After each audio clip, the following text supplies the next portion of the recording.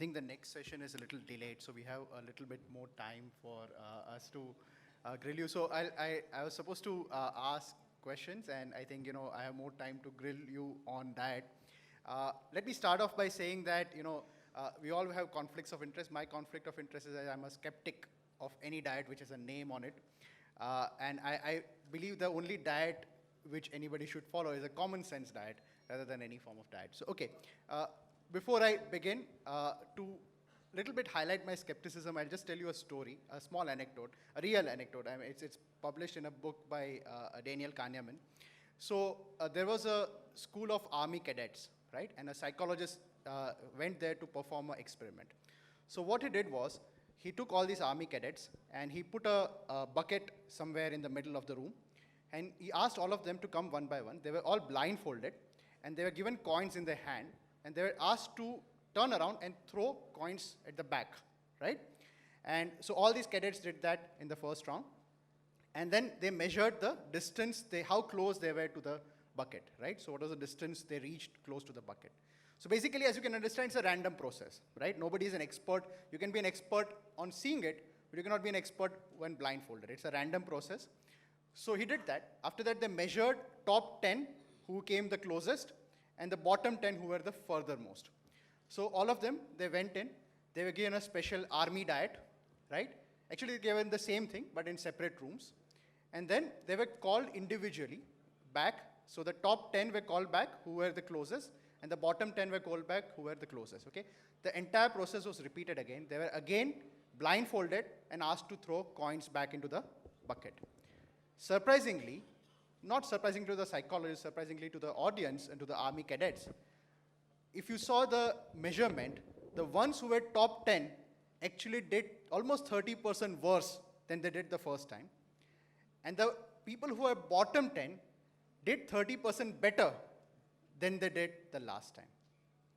So the point here is that when you have a random process, there is a statistical term, or there's a psychological statistical term called regression to the mean. So whenever you have a process where there could be a high chance of randomization, and if you take too many people, right, all of them will try to go towards the mean.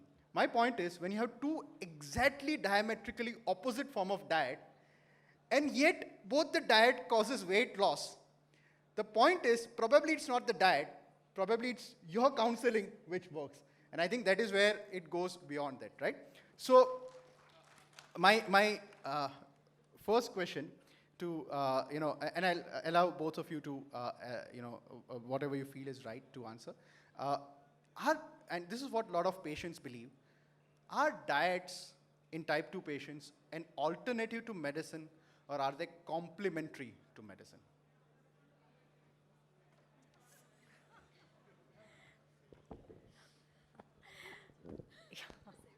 Well, the question was whether they are complementary or a replacement.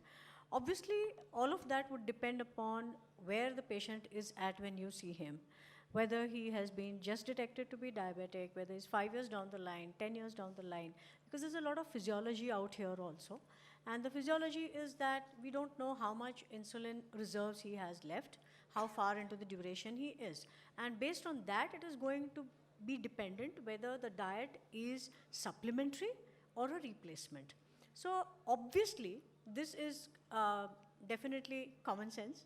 The common sense is that if the patient has come to you and has just been detected, very highly likely that he could reverse his diabetes completely, and where the diet can actually be used in place of medication.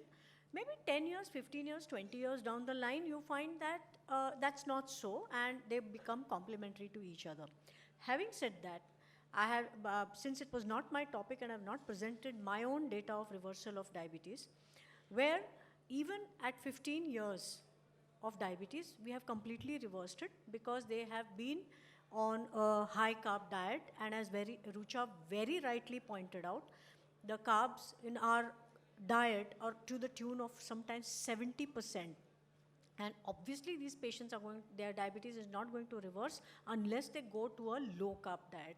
And after having done that, they have reversed their diabetes. So you cannot say a replacement or a supplement unless you know the duration of diabetes. So it's a trend. It's not an absolute thing. Okay, your views on the same? So I asked Neeta to go first, I could say I agree. No, no. Okay. So it's an interesting question, is diet complementary or is it the medicine? So, I like to think of food and exercise as being medicine, but it may not work for all. So even in Dr. Taylor's, which is the largest evidence-based, we need to speak evidence, study we have, there is a 20% failure rate. And even though I had a huge argument with him at breakfast this morning, wherein he said it's just absolute weight loss, I said, no, I still think it's fat loss. And not everybody. The reason they didn't reverse is because their beta cells are unresponsive, is what he says. But so we don't have the answer to that. So I can't say we can take everybody off their medicine. So for now, it is definitely still complementary, because as we know, people don't adhere to diets. So. Okay, so yeah, so that's a good segue to the next question about adherence. And we all love to, read up on keto and read up on and you see Twitter and, all those social media platforms, they're full of it, right? There are, people who are really, almost treat it like religion, which is very interesting because religion also treats diet in a particular way, right? So my question is, how easy, and you have a lot of experience with a lot of these patients you've been following for a long time, do these patients really adhere to these recommendations for a long period of time? Or is it a particular subset of highly motivated individuals who are, who might probably do well with metformin also, might, adhere to metformin for a long time, right? So is it a particular subset of patients, or for a general public, for a majority of the public, is it easy in India for anybody to adhere to either vegan or keto diet? There's a very interesting study that has been done where patients were on a weight loss diet. They were given weight loss diet with behavioral changes and all of that, and they were kept constantly in touch with the healthcare professionals for 6 months. So the weight loss period was for 3 months. Then they were not on the weight loss diet, they were just left to themselves, but they kept in touch for the next 3 months, so total of 6 months. And after 6 months, no diet, no structured diet, and not kept in touch as well. And interestingly, what they found was that till 6 months, that means till they were in touch with the healthcare professionals, their weight loss was maintained. Whereas in the next 6 months, they all slipped and they started to gain weight. So the moral of the story and the moral of this particular study is that as long as the healthcare professionals are in touch, as long as you're pushing them, they maintain it. The minute you stop, and this holds true for everything. Why only the diet? This adherence comes even for diabetic medication, hypertensive medication. So the biggest problem we have is that everyone slips. And if you want them to prevent them from slipping, you be in touch with them. So there comes your Twitter and your WhatsApp and your everything and your messaging, and keep in touch. They will not pick your calls. They will tell you not to call, but you keep doing it. That's what it is. Is there any role of audience agree. in Yes. this discussion? Yes, we'll open it to the audience. If it is, then I have to say something. Yeah. Role of what? I invite all these investigators, scientists to come to Nagpur. 50 kilometers away from Nagpur, there is a village called as Lakhori, and there are 100 people living. These are called as Kathiawadi. Kathiawadi people, they grow cows and they live on cows. They supply 2,000 liters of milk daily to Nagpur, the Haldirams. They are strictly vegetarian. They consume a lot of milk products. Their longevity is unimaginable. There is one family of 100 members. The top of the member, he died just now in Diwali. He was 107 years. His wife is 95 years. I have just seen that she has got a cancer of the tooth because using that nurse for brushing her teeth. Otherwise, they are very slim. They have got narrow waist, broad shoulder, tall. They are very hard worker, and they are strictly vegetarian, using lot of dairy products, no diseases, and very longevity. You come and study that group, and you'll find how to live longer. He said Kathiawadi, no? Okay. Yeah, so we can take more, yeah, audience questions, please, sir. if I can just comment Yeah, on yes, that. please, The comment is that longevity does not depend only on what you eat. Longevity depends upon spiritual health, mental health, financial health as well. To me, that is one of the most important things in today's stressful world. So if you're talking about longevity, then you have to look at all these things. And if these people are so prosperous, they are doing well for themselves, and obviously if they're looking after cows, they are physically active. So all these confounding factors are there, so you cannot only just say that vegetarianism and dairy has added to their longevity. So if a study has to be done, if you because ultimately you have to prove it statistically, I agree with you. So and there could be some ethnicity involved also. So all of these factors are there to describe longevity. So it cannot be taken as an anecdotal kind of a experience. Yes, sir. I think diet is always a very interesting subject. Yes. And when two star speaker ladies speak, obviously you see there is no place to stand in the hall. I hope the crowd remains for my next talk. But anyway, the question is, all this diet to describe, the main efficacy of any dietary regime is to be tested by the relapse rate on follow-up. See, the main problem, anybody can make you lose weight. All odd procedures, you can make anybody lose weight. It is really maintaining the lost weight.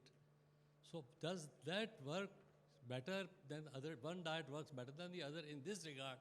That is the real test. So if you have some data on that, it may be worth describing those data. I can tell you about one of the longest studies in recent times for what you have said, sir. Point is well taken that the weight loss maintenance is important. The important study to quote here is the Y weight study by Osama Hamdi of Joslin Diabetes Center, which is the longest study to date, even longer than Dr. Roy Taylor's study. So they've already into their they're into their 7th year actually. And they had a diet, an intensive phase of a low calorie. Importantly, they used low carbohydrate to the tune of around 40%. The second important thing that they did was that they introduced in a graded fashion weight training, strength training. And strength training with a low carb diet, and third important thing is constant touch with the patient, and they have achieved quite a high rate of weight loss maintenance. This is the one study to quote in recent times for the longest period for weight loss maintenance. So again, important is weight training, second is adherence, and that comes only with keeping in touch, and the third is low carb. So these three could be said to be good for weight loss maintenance. So what I just want to add to that is just to remember for the audience that all the data we are showing is these are nicely done controlled trials wherein somebody is calling the patients every day. So we don't have that kind of capability in our day-to-day practices to really be calling our patients. So we are not going to see these fantastic numbers. So how can you use technology to enhance that is what you really need to think about, because otherwise it's just not. Yes, ma'am, please. One question to Madam about keto diet trial that you are taking. Which cooking oils you recommend when you ask for keto diet? When you So the question is which cooking oils to be used in the ketogenic diet. So in the studies, they usually recommend coconut oil and extra virgin olive oil on the salads. But what we do in real life is, we don't really, in Gujarat, people will not eat food if we ask them to eat coconut oil. So we tell them to use whatever oil they are using at home. So, and food is also prepared for 10 members of the family. So we tell them that you just cook the vegetable. We tell them which vegetables, because it has to be green leafy vegetable predominantly, palak, methi, cabbage, cauliflower, those kind of low carbohydrate vegetables should be cooked with 1 spoon of any cooking oil and mainly in water. And when they take their serving of the food in their plate, they are going to add on top 1 spoon of whatever oil they are using, preferably olive oil, or they can be using peanut oil, sunflower oil. But the portion is important, because then we know that they had 5 spoons of oil in the day. That is how we control the amount of fat they are having, because we don't have labeled food products in India. And to control otherwise food made for the entire house and what oil they consumed. And one question for Madam. For vegan diets, do we have any strategy to supplement B12? Yeah, as I showed you some of the data that there could be a vitamin B12 deficiency, and you have to watch out for that. So there are, the risks are not that high according to some studies, but yes, you have to watch out for deficiencies such as vitamin B12, vitamin D, zinc, and certain other micronutrients also, and that they will have to be supplemented. Otherwise, they could, because there are no long-term studies. We don't have very long-term studies and we don't have enough data. And the problem is the smaller number of patients and a lot of variability in the way they do it. In fact, many of the studies which I went through, they have clubbed vegetarian and vegan together and called it plant-based diet. And that they have compared to non-vegetarian diets. So these issues are there. So you don't really have, because for the Westerners, where all these studies have been done, a plant-based diet is a vegetarian diet. So they've not really differentiated between vegan and that needs to be explored actually. But yes, supplementation has to be done. Okay, so one question from the eye of the skeptic again. Now, we subject all our new anti-diabetic drugs and obesity drugs through a series of clinical trials to prove cardiovascular safety, right? Now, there has always been questions about cardiovascular safety for keto diet. As you showed that there was an LDL increase. There was one study which showed that very low and very high carbohydrate intake, fat intakes are associated with cardiovascular mortality. So there is some questions which are there.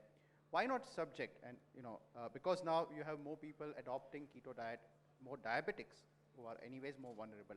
Why not subject keto diet through the cardiovascular safety parameters, and what do you think as at this point, whatever evidence we have, is it cardiovascular safe? Yeah, so again, again, we don't have enough data. And even when in the meta-analysis, I made that whole disclaimer that when you look at the individual studies under the source of fat is different, what they're looking at, how much carbohydrate restriction is achieved is variable, the durations are variable. So we don't have long-term studies for keto. The longest I found was a 35-week, the meta-analysis. And we don't have anything really longer than that. So that's not enough, as you know, to predict any CV mortality. So they did risk scores, ASCVD risk scores. So yes, I mean, I don't know how you can make it as strict as like a drug. But with the diet, certainly also definitely needed, because here you're going to give somebody a high-fat diet. You need to be sure it's absolutely safe. So I agree with you. Looking at MRIs, maybe epicardial fat, some other markers to look at, real markers like calcium CT scores maybe. So we don't And have at this point, you told about a strict no-no for keto for certain group of patients. For example, you said pregnant women.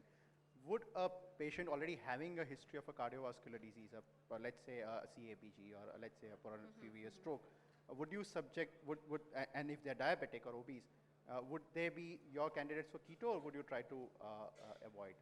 So that is a very tricky question, of course. So it depends on if they've just had a recent MI, of course, we are not going to do that. I would say if you're safely at least 6 months away from an acute coronary event and under proper guidance, don't just experiment with keto if you don't know what you're using. And in these patients, we'll probably pay more attention to absolutely making sure there is no saturated fat. It's all mono and polyunsaturated fats being used. And that's the reason why I think what I want to highlight is what I'm using is this cyclical keto diet. So they only do 2 to 3 weeks on, then they are 2 weeks off. Then they do 2 to 3 weeks on. So I think it works better for the Indian scenario, because I said as Indians, we love our carbs. So they look forward that, oh, I lose this much weight. I take no medicines for those 3 weeks of ketogenic diet. And then again, in the next 2 weeks, I may take reduced medicines while I still get to eat my roti and khichdi and everything. So. Yes, ma'am. Yeah, if I Yes, can just please. add to that, what Rucha says is absolutely correct. And in fact, there is now a move to actually disprove the US Agriculture Department data on fats. If you examine the data, when the low-fat diet came into existence, Ansel Keys was the person who came out with it right in the 70s and 80s. You will find that there is actually no long-term mortality data with high-fat diets, not at all. So that is actually debunked. Some LDL here and some parameters there. So there is a move to say now that saturated fats are not all bad. And across the board, if you look at all the different diets, the highest data we have for outcomes is with Mediterranean diet. Right. And Mediterranean diets have almost a 40% fat. So what does that tell you? Right. So it actually tells you that it's not the fats that have caused heart attacks. In fact, the low-fat substitutes that have come in the form of refined carbs. Otherwise, once they went low-fat, your CVD should have gone down. It's in fact going up. It's going up because of the low-fat substitutes which have refined carbs, and the refined carbs are the ones that are driving the entire epidemic of CVD. Okay. Yeah. Please. Sorry. Ma'am, I have two questions. We have First, time. It is- regarding the milk products, you said that cow's milk. Yeah, I do agree with that. Even I don't prefer cow's milk. So, which is better, toned milk or whole milk, or which? And ma'am, second question It's is the whole milk is better. Yeah. There is enough data to tell you that there is no role for low-fat milk. In fact, it can harm, and whole-fat milk is actually better. And That is how- what it how says. much- That is what is exactly what I the- was trying to say, yeah. that there's no problem with fats. So even the toned milk is made up from cow's milk only then? Maybe. Yes, it is all made of, because all the data that we have is on cow's milk. That's the thing. Whatever data is there, whatever I have shown you, it's all with cow's milk. And how much do you recommend? Of How much whole should you? milk? Do you recommend of whole milk per day? How much? How much Th- amount? See, that is all to be part of a structured diet. As I said, what the US agriculture guidelines have said, that is being followed everywhere in the world, which is 240 ml per day. You can do completely even without it, entirely. There probably no role for dairy at that point of time, because all of these, only thing is that when you ferment milk, the lactose comes down. The lactose content actually comes down. So when the that yogurt, happens, probably it has other things to do, and then you get your probiotics yogurt and all is of that. better than So the the- jury is not yet out on whether dairy is in or out, and if it is in, how much. We really don't have data on that. So I think moderation is the key, but I would definitely say whole fat is good. And ma'am, regarding the cold pressed oils, the current fad, it's like refined oils are too bad and use only cold pressed oils and which are so costly. What to do? So if you go to the source of the cold pressed oil, it's very cheap. If you come to Ahmedabad, you have to go into the old city, and where they are just pressing the oil, it's really cheap. But cold press oils, yeah, certainly they are better because you're getting the first press, as we call it. It has not been processed or stored. So Dr. Shilpa Joshi, who's head of our Dietary Association, has done a study in Mumbai, wherein they went to all the stores, in the regular grocery store and also the very fancy stores like Nature's Basket and Food Hall, where there is air conditioning in the store, you know. And they looked at to see if the oils according to her, they had all lost their biological value because they're oxidized by the temperature. So the chain is not maintained of storage. Therefore, to answer your question, yeah, if you can have access to cold press, that's a good That's thing. a proper cold pressed one. But they are so Just costly. eat less. It's like 500 or Make it 600, last longer, eat less. A word about Mehta, Dr. Pratibha Phadke, Dr. Tejas Limaye, Dr. Sarita Kulkarni, Dr. Om Lakhani,